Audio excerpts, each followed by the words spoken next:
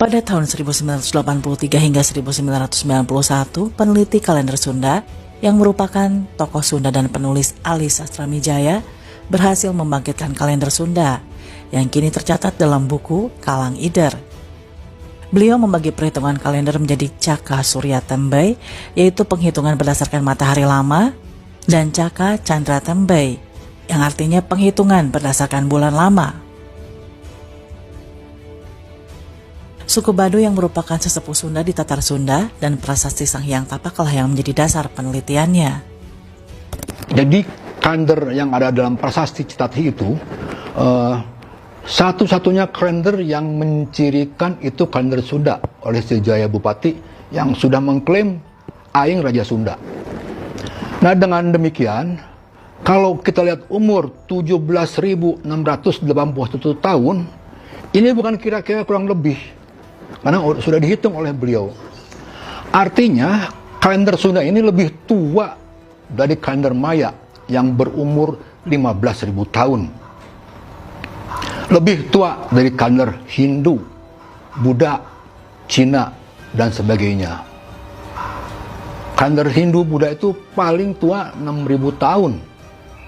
Sedangkan Sunda 17.681 tahun.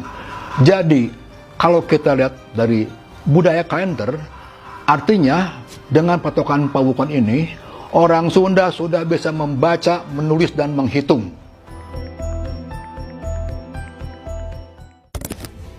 Dalam konteks skala Sunda, aksara yang digunakan atau dikuasai adalah caraka atau kagangan. Sebelum orang Sunda membuat tulisan, pasti sudah mengenal bahasa dan tata bahasa yang baku.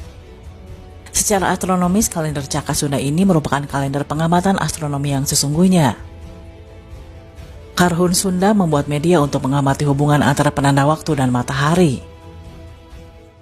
Seluruh data ini, sebagian masih terpendam di Nusantara dan sebagian besar tersimpan di Leiden. Kurang lebih 16.000 judul lontar mengenai Sunda itu, yang kini menjadi saksi bisu. Belum ada yang bisa menerjemahkan, paling-paling hanya beberapa naskah. Itu pun sudah menjadi naskah yang wah, bukan main di kita itu.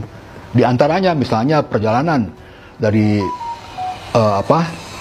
seorang Bujangga Manik. Dia membuat cerita memetakan seluruh kabuyutan se-Jawa Bali. Nah, itu peta itu yang sekarang perlu kita teliti, karena nama-namanya sudah hilang oleh perluasan.